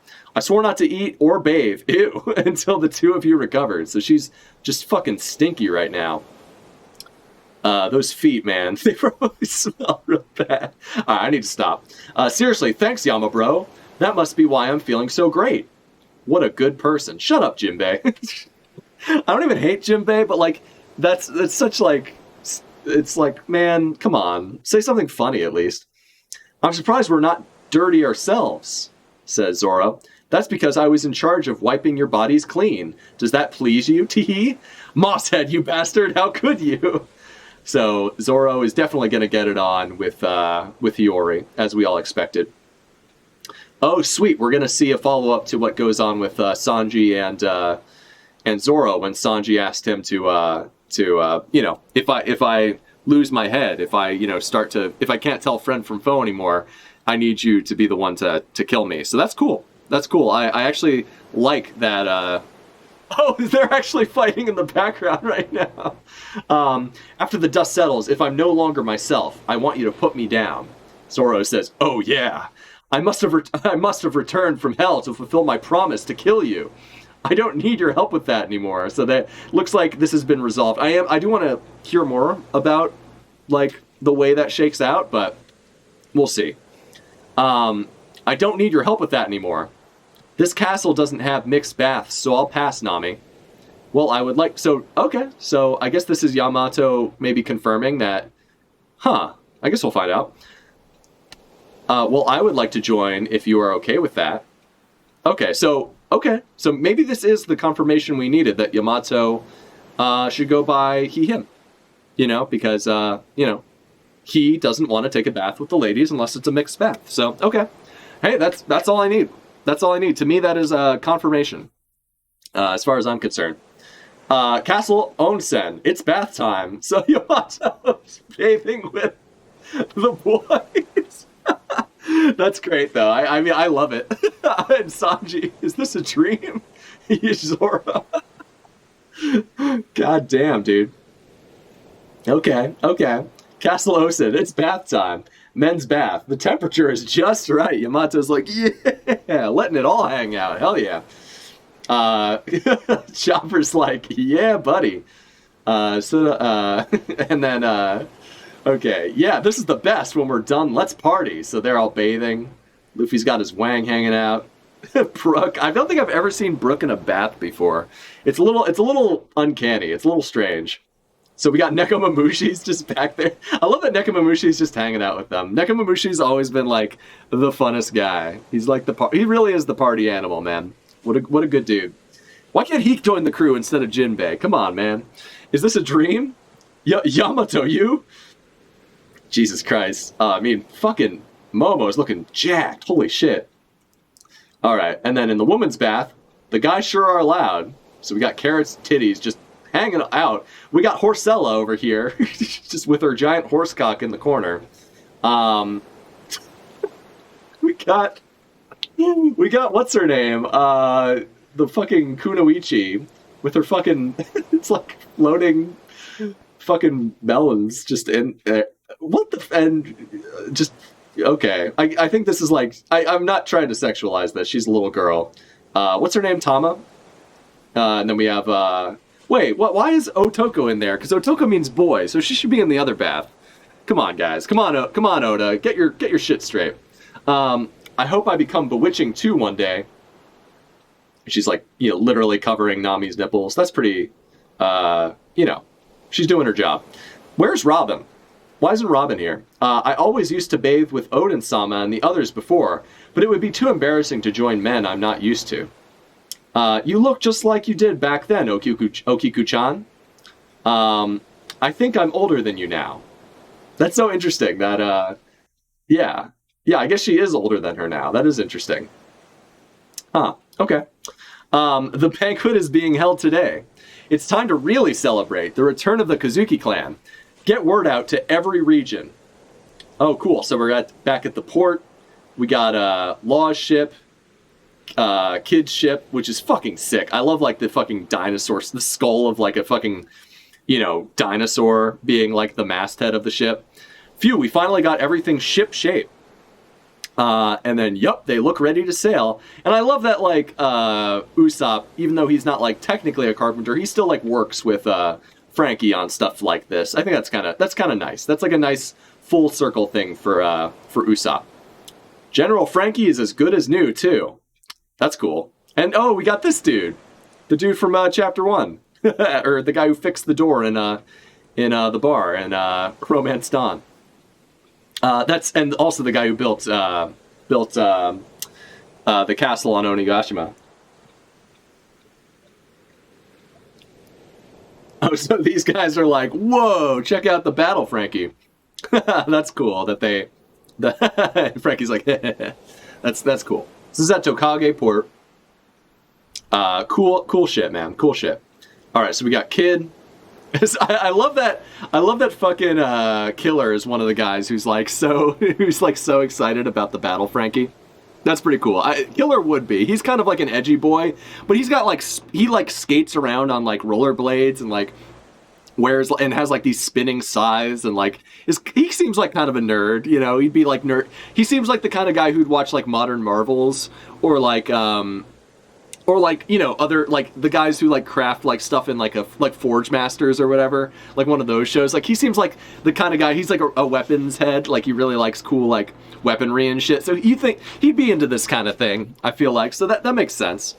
Weird Bros 01 says, the twin brother of the guy from... Oh, right, he's the twin brother. Thank you for correcting me on that one. But it's, like, literally the same character design. It's literally the same guy, even though Oda, in an SBS is like, no, it's the twin brother of the guy. But whatever, it's fine. Don't get too buddy-buddy with them. We can't let our guards down until we're safely back at sea, says Kid. I don't know how the information is going to leak, but you can be damn sure that the papers will catch wind of what's happened. So this is Kid's crew. I kind of wish we'd spend a little bit more time with these guys, but to be fair, Kid has, like, a history with Shanks, so... If and when we see Shanks, we could potentially see Kid again. I think we're kind of, we're not going to see Law much in the coming arcs. It doesn't mean he won't be doing things or involved in some capacity, but I don't think, like, Law's going to continue to travel with the Straw Hats. I could be wrong. We'll just have to see. Edgelord Law like the Kurma, so yeah, Killer can be a nerd. Exactly. There you go. Yeah, I forgot that Edgelord Law was, like, such a Germa. He was, like, a nerd for, like, that old comic book in the North Blue. I forgot about that. Don't get too buddy... Okay, we can't let our guards down. I don't know how the information is going to leak, but you can be damn sure that the papers will catch wind of what's happened here. With the Emperor's gone, we're going to have the biggest target on our backs. Gulp. Is that him gulping? Or someone else on his crew gulping? That's right, says Edgelord Law. Being in a closed-off country doesn't necessarily mean they can't find out. But it does mean we have no way to monitor what their response will be. So this is all leading up to, like, the fact that this is a huge thing that's happened, and, like, the results of it and, like, the fallout of it is going to be insane. Kozuki tits Odin. Yeah, dude. I mean, look at these tits right over here. Look at these huge pecs. Absolutely fucking shaking. God damn. But I mean, this is good because it confirms that Yamato is, identifies as a guy for sure. Like, there's no ambiguity about it. Is gone. It is gone. So cool. I'm fine with it. I just needed some clarification. So, makes sense to me. That's right. Being in a closed-off country doesn't necessarily mean they can't find out, but it does mean we have no way to monitor. Okay, so do you think the captain's bounty they might raise it to an unthinkably large amount? Pa. And then who's this? Oh, shit. So here comes Apu with his boy number 1. And a number. You're right, it leaked. How could this be possible? It was obviously you damn bastard. Okay, so he's just fucking with them a little bit. Check it out. The bounties you're oh so curious about. Want to take a peek? It's all in there. Oh shit. Are we getting at this chapter? The bounties? Holy, no way. No way. Come on. I don't think so. Your updated bounties and the names of those who have been newly dubbed Emperors of the Sea. Oh my god. Dude, that's actually hype as fuck. Okay. Tell me your exact position. So, who the fuck is this guy? Oh, is this gonna be, Green Bull? I think this could be Green Bull. Because he has, like, a flower that's spinning around, and we know, from my understanding, I think, we don't know that Green Bull is a guy with plant abilities, but I'm pretty sure he's gonna be a guy with, like, plant abilities, because he hasn't eaten in, like, 3 years or something, which means he probably just photosynthesizes, and his name is literally Green Bull. Purple Tiger, like, they're epithet always has something, like, always includes the color of, like, their aura and their power. So, like, we had Red Dog, which is Sakazuki, who has, like, literal, like, magma powers, which are red. We have Blue Pheasant, which was, what's his name? No. It was Aokiji was Blue Pheasant, when his powers were ice, which is blue. We have Purple Tiger, which is, what's his name? Oh, fuck. You know who I'm talking about. The fucking guy who bowed. The bow man. Yeah, the gravity man. Blind gravity man. Whose name I forget. He has, like, his power is shown as, like, purple in, like, the anime. Like, when he calls down something with his gravity, it's shown to kind of be, like, have, like, a purple hue to it. And he wears purple as well. And then, Green Bull, I'm pretty sure is going to be a guy with, like, plant photosynthesis, maybe like kind of like a, like the first Hokage in Naruto, who can make like trees grow all over the place in like crazy ways. Probably someone like that who's like a plant man, and has like, green, powers to make plants grow everywhere and, vines and shit. That's my guess anyway. So maybe this is that guy. Tell me your exact position. I just said Sakazuki-san. I'm in the sky. Be more specific. I can see Wano up ahead. Yep, as I expected. It is Green Boy. You are not to do anything unnecessary. Understood, Ryokugyu? I know already. Goodness.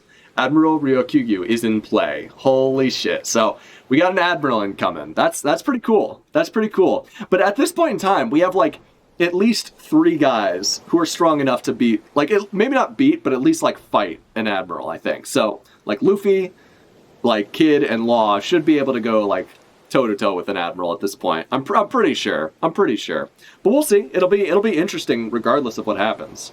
So the arc isn't over. We have an Admiral on their way.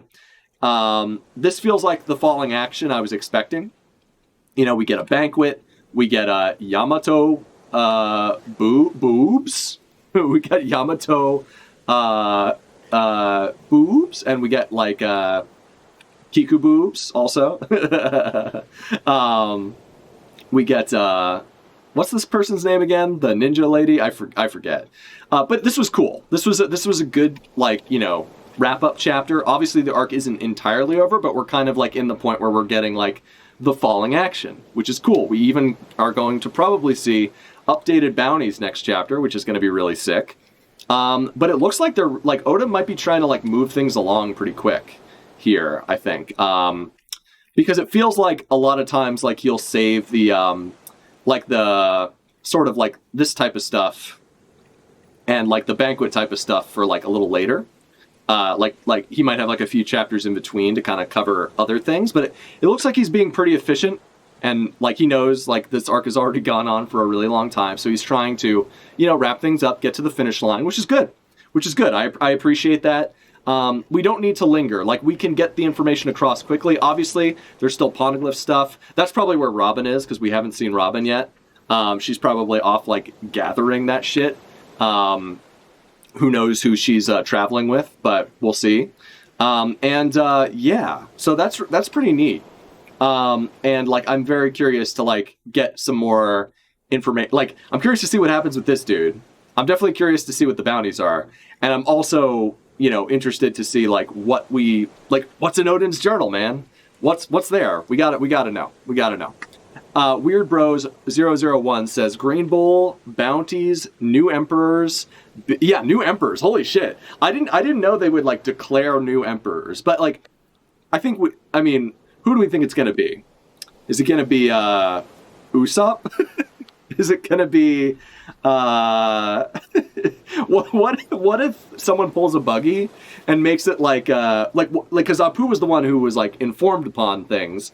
What if Apu made himself an emperor or made like, I don't know. It's probably the most likely thing is that it's Kid, Law, and Luffy. They're going to be considered new emperors. It's going to be the Goko. I mean, Luffy was already declared an emperor a couple arcs back, so it's still going to be the Goko, but the replacement emperors will be, Kid and Law, most likely. So emperors, big party, new Straw Hats, next chapter, and new Straw Hats, or at least new Straw Hat, Yamato, most likely. And I guess they'll probably do they'll drink together with Jinbei, because he hasn't been like properly inducted, so that's cool. New Straw Hats, next chapter, and big theory is Green Bull will make Wano from a desert to a beauty. Dude, that's a great theory. Holy shit, I hadn't even thought of that. That would really accelerate the process of like bringing Wano back to its former fervency. And to be honest, I feel like Ryokyugu seems like kind of similar to Aokiji to me from what we've seen of him so far. Like, he seems like kind of like a chill dude.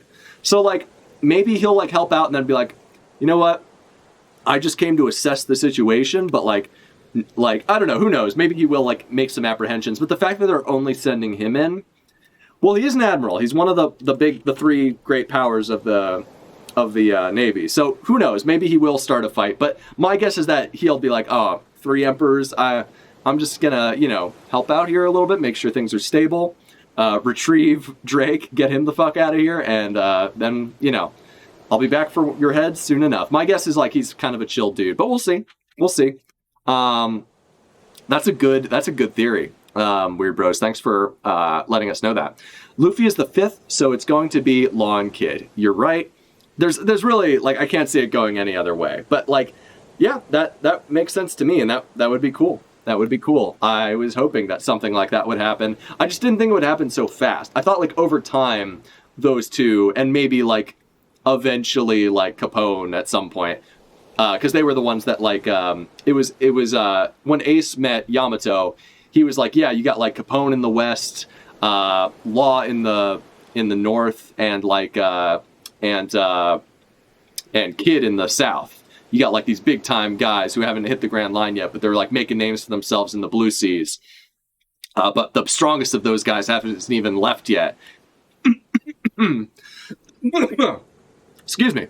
And then Yamato obviously asks him like, oh, who's the strongest? And he's like, it's my bro. My bro's going to come out. He's going to shake things up. We did skip a week, and in One Piece, a lot can happen in a week. That's very true. That's a good point. I feel like Oda is like kind of trying to move things along really fast right now.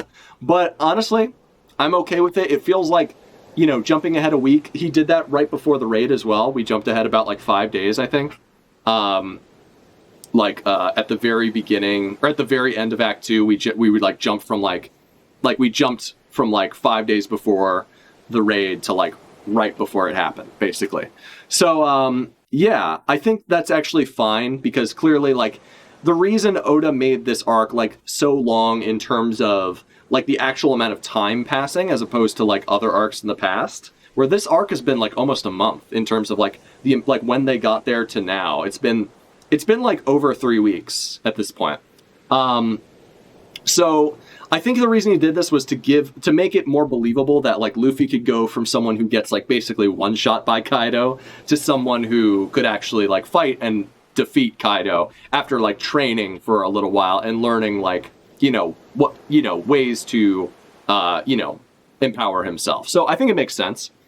Dress One Day Rosa. Well, you got to remember, so yes, the events of Dress Rosa took place in one day, but you have to remember that Dress Rosa also had like a 10-chapter falling action, and like they were still in Dress Rosa like resting after the battle for like 5 days.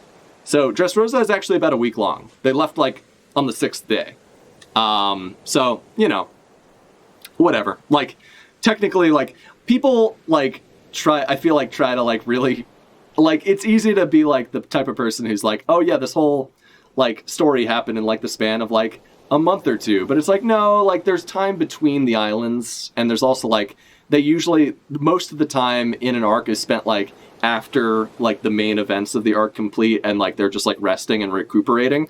That's where most time passes, and like between the arcs and then like that. So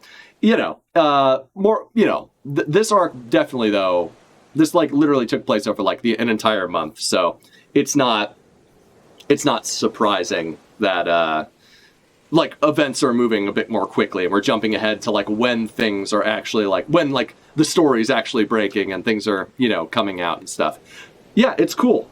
This was a cool chapter, man. I'm excited that we're close to the end of the arc. It seems like Oda really wants to wrap things up fast to get to like whatever's next. And honestly, like, I'm kind of all for that. I'm very curious, like, if Yamato will actually end up, like, joining the crew properly, or if he will stick around on Wano or not. I really don't know. It seems like they're angling towards Yamato joining, like, officially. That's what Oda seems to be, like, kind of hinting at. Because last chapter, or like 2 chapters ago, I think Yamato just said, I'm just going to be sailing with you from now on. So it seems like that's very likely the case, but we'll just have to see. And yeah, either way, it's interesting. And I'm very curious to see like how much, like whether we'll get like the lore dump on like the Odin Journal stuff and the Joy Boy stuff at the end of this arc, or if we're going to have to like wait for that. Because we might have to wait for it, because it seems like Oda's like really rushing towards the finish line here, which is interesting, and like I'm kind of anxious to get to the next like arc and get to like the in-between arc stuff that like is just always super cool. But I'm also, I'm open to like us just like sitting with like the aftermath of this arc and like learning the lore stuff that's been built up for so long, because it feels like that's kind of like what a lot of us have been looking forward to, is some explanation. Some additional insight on this stuff that we've been hearing about for so long. So we'll see what happens. I'm not sure which one I want more, to just move on, or to like actually like, get some explanations for some of the stuff that we've been waiting on for a while. We'll just have to see what Oda decides to go with. Next chapter is the end of Wano. To me, we won't leave Wano next chapter, but the arc will be done. Yeah, I mean, that's what I think people on Twitter are saying. I assume that's like a thing that Shonen Jump said based on what I read on Twitter this past week. It seems like that's going to be the case, that 1053 will be the last chapter of Wano officially. But I don't know, man. We'll just have to see. Obviously, like it ain't over till till Big Mom sings. So, we'll be there next chapter to figure that out. It's because Oda has taken a month-long break. I know Oda's taken a month-long break. I just thought that wasn't until July. I could be wrong. I know he's taking a month-long break after 1053 or 1054 to plan out like the final saga or whatever. So cool, good on him. I hope Oda deserves a break, although he'll probably be working the whole time planning out the final saga. So, we'll just see what happens with that, man. I'm excited to get to the next stuff. I don't want Oda to rush too much. I do want to kind of like sit with this a little bit, but who knows? Maybe like in the beginning of the next arc, or maybe even like later on down the line, we'll have a flashback to like all the lore shit that gets dumped by like Momo and Yamato, and like the stuff that Robin learns from the poneglyphs here and whatnot. maybe that stuff will just like be kind of implied in the next chapter or two, and then like later on we'll get like a flashback with more context, or they'll like recollect what like was learned or whatever, which is, Oda likes to do that sometimes, like reveal that there was a conversation that happened that we weren't aware happened, aka retcon shit. But no, it's fine. It's fine to do that, to be honest. Like what he did with Snake Man, or whatever, like the fact that Luffy had considered fighting someone who could see the future. Like that was a thing that we weren't aware that he had done, but like it made sense with the fact that Oda left things a little bit open-ended by not showing the training with Rayleigh. So, it works. So the thought is he will finish the arc, the last chapter, before the break. Yeah, that makes sense. That seems like, I would say that's likely, but we'll just see. Oda is taking a break as he works harder than normal, just with the stress of having a chapter every week not on him. Yeah, I mean, I agree with that. But he's probably, Oda doesn't... Even when Oda takes a month-long break, like when he took a month-long break at the end of Marineford, like, he's still not, like, fully on a break, like, as I'm sure you understand. Like, he still has to, like, he's planning out, like, where the story's going from here. Like, that's a ton of work that he probably, like, needs a month to, like... He probably already has, like, ideas and stuff written everywhere. I've seen, like, his little, like, booklets that he keeps all over his desk for the different arcs and for the different, like, characters that he has. He probably just needs to, like, sort that shit out and be like, all right, okay, here, we gotta refocus, like, and figure out, like, where we want this shit to go from here. So... but yeah, I mean, it's good that he's getting a break. Honestly, I could use a break from talking about One Piece for a month, so I'm happy about that. Gives me some time to get back to my gaming streams, so or just take a little bit of a break because it's summertime and I want to get outside a little bit more. So yeah, I'm fine with that personally. So Oda is taking a break. Okay, yeah, already read that one. Yeah, I mean, either way, like whether it ends next chapter or it extends for another chapter or two, like that's cool. I'm honestly, like, I'm happy if we get some more information on, like, the Joy Boy stuff and, like, the Odin's Journal stuff here. But if we don't, honestly, it could be just like Luffy says, like, I don't want to know anything about what's in the journal. Because that would be in character for Luffy to say. And then Yamato's just like, okay, I won't say anything. And that's totally fine. Like, that would be an acceptable way to, like, dismiss that stuff for now. So yeah, I mean, we'll just see what happens next time, guys. But yeah, I think that's pretty much all I have to say about this chapter. This was fun. It's a wrap up. It's a wrap up chapter, and there's going to be more, and it seems like there's going to be even crazier shit happening next chapter with the bounties and the Admiral, and I'm looking forward to it. And it looks like he is a plant boy, just like I expected. So very cool. Very cool. Anyway, guys, thank you so much for joining me for this episode of ChipZ Ahoy. I don't think we have a chapter next week. Let me check, actually, because he just did 3 in a row. But he's going to be going on, like, a month-long break. So, no, I guess it doesn't say no chapter. So, I guess we'll be back next week to talk about chapter 1053. I highly doubt we will ever get get a longer than 80 chapters again, so arc fatigue could be lessened. I don't know. I mean, I wouldn't bet that, like, Oda wouldn't do another super long, like, arc again. Because, it's just been... He's been doing that a lot since Dressrosa or whatever. And that's... Honestly, I'm fine. Like, yeah, there's a bit of arc fatigue setting in for me. Which is why I'm kind of, like, looking forward to getting to what's next. But... I don't know. I'm sure the final war is going to be, like, absolutely bananas, It's going to be at least as hectic as Act 3 was, if I had to guess. I mean, who knows? Maybe Oda will have it more streamlined by that point. Maybe he'll do, like, a bunch of, like, mini arcs leading up to that to kind of, like, help, like, get some players off the board, like, kind of, lead up to things in a cool way. But it's just hard to say, It's hard. I'm not big into making, like, predictions about, like, what Oda... I'm good at... I like making predictions about where things are going within a particular arc. Even though I don't like to do that too much, because I don't like when, like, people make predictions and then get mad when their predictions don't come to fruition. I kind of did that this chapter with the Drake and Apu stuff, but like the whole point with that monologue that I did about that was that I wish that Oda just made good on the promise that he made. Like the promise, like if he's going to introduce characters and give them a lot of narrative weight and build up, I want him to then deliver on them. You know, give them stuff to do, make them impressive, stuff like that, or at very least give them like a real chance to shine. You know what I'm saying? Like CKK and Raid Fail. Exactly. I don't want to be one of those guys. It's hard to say, right? Like Oda can do a lot from here. We know we have to go to Raftel. We could go to Elbaf. We could not, but we might.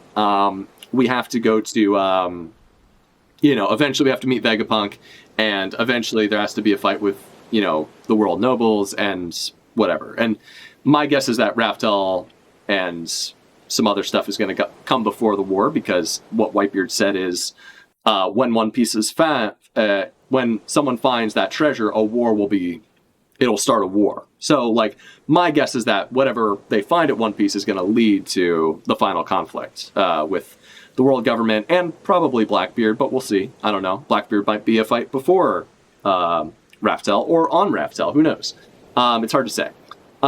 There's a lot that can go down in a lot of different ways, and I'm excited for it, but I'm actually as excited for a break of One Piece as I'm sure Oda is, just because, there's a lot of stuff on my plate, and as much as I love my weekly One Piece, I could use a little short break to make me, like, be really excited for it when it comes back, you know what I'm saying? Because we got Berserk coming back, Hunter x Hunter's coming back, which I don't care about quite as much, but, like, Berserk's coming back. I'm excited to fucking read the next Berserk chapter, so shit.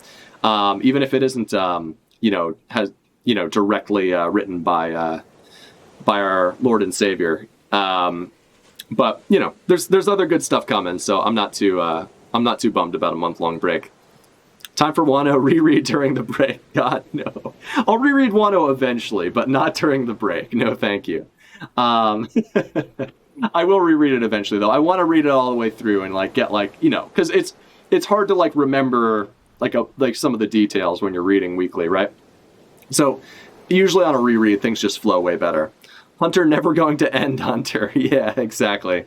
God, just caught up to Hunter x Hunter and same, not to hype for new chapters. Yeah, the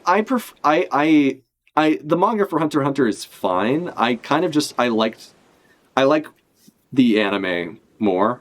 I don't know. Like that might be an unpopular opinion. I find it more digestible, I guess. And for me, I'm kind of with Berserk coming back, like Miura. Obviously, it's not going to be the same without Miura. It's not going to be as well written, or probably as the art won't be as inspired, most likely. But the fact of the matter is, his best friend Mori, another mangaka, is the only one who knows the whole story from Miura's mouth. Miura wrote a manuscript for the entire story, so they know the beats of where he wanted the story to go. They don't know all the details and everything that was in his head, but they know enough to give us some sort of resolution, more so than what we have right now. I don't know. I have mixed feelings about it. It's weird to kind of resurrect the work of a man and kind of puppet it, even though he's not alive to tell it himself. But at the same time, I respect that Mori, in his letter, I don't know. This might be weird. I don't know if you guys are super into Berserk. I am. But in Mori's letter, kind of press release about this, he said, listen, the way I was thinking, because initially he was I could have, I was thinking about just doing an interview or just releasing an article or maybe a little booklet kind of explaining what Miura had in mind, but that wouldn't capture the true essence of what he wanted to get across to the audience. And he thinks in his head, if Miura, if, he dies one day and sees Miura in heaven or whatever, or in hell, in the eclipse, Miura will, would say but I told you where I wanted the story to go. You didn't even try. So to him, he seems and he seems very respectful. It seems the artists, the editors who drew art for Duranki, which is Miura's second series that he worked on, besides Berserk, their art style mimics Miura's pretty well. And it seems like this guy whose name, I forget him, Mori is his name. He seems to really respect Miura's vision. He doesn't want, he says, basically, if Miura didn't say it, if he didn't I'm going to try to recall what he said. If he didn't say it, we're not touching it. So like if there's a character that Miura didn't tell me like how the story ended for this character, I'm not even going to there's not going to be a chapter about that guy because like, I don't know what Miura would have done with him. So like, I think that's kind of cool. I think it's like, he's trying to be as respectful as he can to tell the story Miura wanted to tell to the best of his ability in order to just like have a resolution that is better than just like,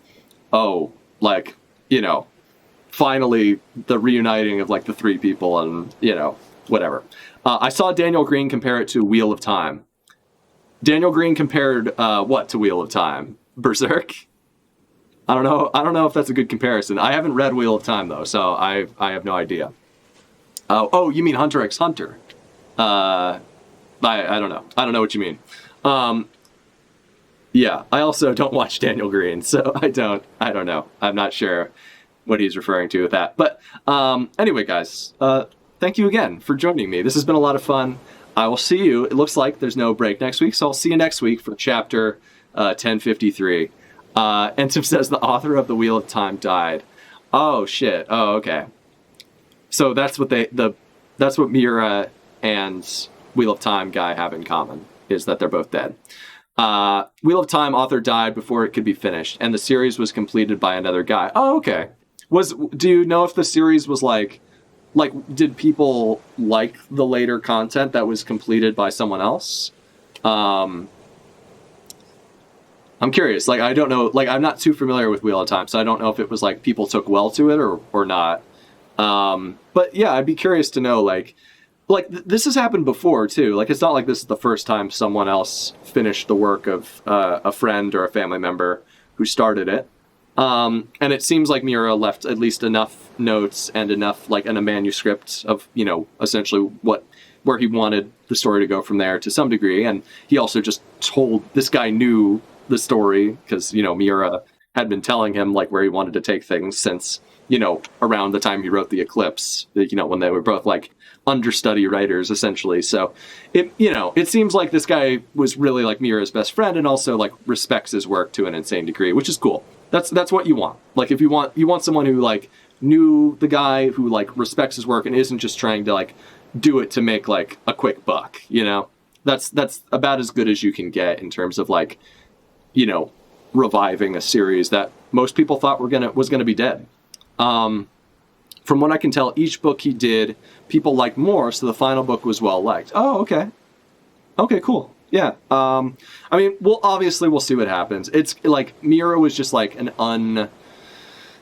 do you even put it? He was kind of an unimaginable talent, with such a insane imagination, a really dark, gross imagination, but such a passion for what he did, but also such a unique perspective on horror and character driven narratives and stuff. So I'm very curious to see obviously it's one thing to tell the story in the beats that Miura would have wanted to tell it, but it's another thing to pen it and write it in a way that flows in the way that Miura wanted it to flow, and also has the same striking evocative disturbing imagery that Miura was known for drawing. So it's hard to say, because when it comes to writing a novel, there's the fact that the voice might not sound the same in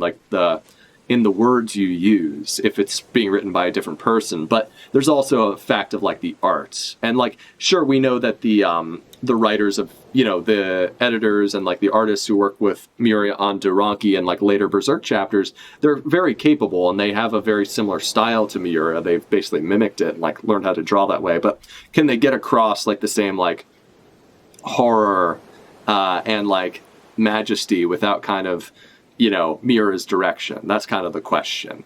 It's no easy challenge. I respect them for being willing to try, but at the same time, I know a lot of people, there's a lot of reasons to be trepidatious about this series going forward, I am cautiously optimistic, and I'm just kind of happy that we get to see more of the story. Because for me, like, if the last Berserk chapter had left off the chapter before the last one that came out, like the one where the moon child shows up, that would have been a perfect end, almost a perfect stopping point, because Guts at that point had come to terms with the fact that he's like, you know what, I don't need revenge anymore.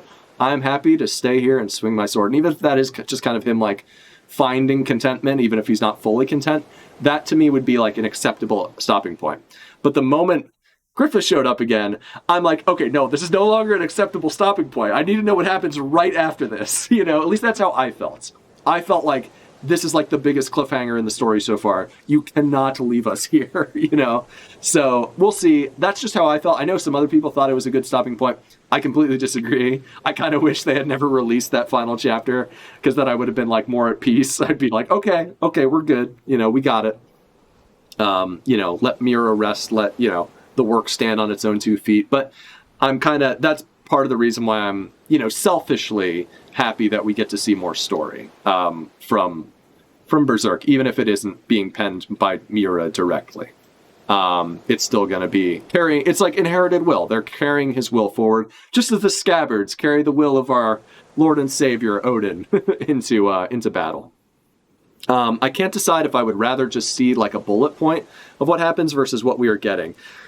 For me, I've given it a lot of thought, because initially I was like, I'm happy to just see like concept art and like an idea, but like for me, it's like the way Berserk is a story that like is really personal to me, and the way, I mean, I wouldn't be making content online if I hadn't like gotten into Berserk. I know that sounds really corny, but like Berserk has inspired me in a way that a lot of other media has not, and really spoke to me at a time in my life when I was like, I have like a whole video on my main channel about like what Berserk means to me. So if you want to, you know, check that out, you can. It's not required viewing, but like, you know, that basically covers my like personal connection with the series. But like for me, I'm actually like, I'm happy. I'm more excited to see it being turned into a story instead of just like, here's the manuscript of like where it would have gone. Because to me, the way, like, even if the story isn't going to be as good as it would have been with Mira at the helm, I'm still excited to see like where it goes gradually with the art and the, you know, and the writing and like the direction the story takes. Like to me, the whole picture, I hate reading like wikis of things, especially like spoiling myself to things that I haven't watched or read, you know. I'd rather just like read the thing and experience it in the intended fashion, even if it's not directly as intended as it initially would have been if the original author was still alive. But it's a very complicated issue, and I don't blame anyone for feeling the way you might feel there, Weird Bros, with just wanting some information, just like let the guy rest in peace, let the work stand on its own, which it does to some degree. And I can't blame anyone for feeling that way, and I wasn't sure how I felt. I had to think about it quite a bit. So totally fair. Wiki AK reading Hunter x Hunter. Exactly. It really is. Oh my god. One day Hunter x Hunter is never gonna end, bro. Like unlike Berserk, which actually has a chance, Hunter x Hunter does not have a fucking chance. I mean, we'll see. Maybe there's somebody that Togashi has told the entire story to, but unlike Miura, I don't think Togashi has thought I don't think he knows where he wants the story to end. Miura, I think, is intentional enough that he's had the larger beats of the story more or less, and that's basically what what's his name said. Mori basically said, like, yeah, Miura had the story has gone the way Miura had planned it to go since like when he was writing the Eclipse, basically, which is when he told, you know, Mori worked with it, like helped him with that, apparently, according to, you know, Mori's press release or whatever. Like he actually helped him like work on that section of the story, like helped him probably like draw like backgrounds and stuff or whatever. And like at that point in time, Miura was like, okay, here's where the rest of the story is going to go. And then basically, according to Mori, the story has basically gone more or less exactly the way Miura had told him it would go back like when he wrote the Golden Age arc. So like back before the Golden Age arc was even over. So like, according to Mori, Miura's like best friend ever, like he has not deviated much from his plan at that point in time, and he knew where he wanted the story to end, like when they were writing putting the clips together. So it gives me some hope. Like, unlike fucking Hackta over here, Miura actually had his shit together. I don't know. I'm being a little bit of a dick. We love our Oda over here. We love our Oda. This has been an Oda stream, an Oda chapter. Thank you guys so much for joining me on this adventure on the high seas. I'm really excited for next chapter, but boy, am I ready to take a little break as well. So, and I hope Oda gets a good break as well. So anyway, guys, thank you so much again for checking this stream out. It's been a lot of fun, and I will see you most likely next week. So have a good evening and a good weekend, and stay frosty, friends.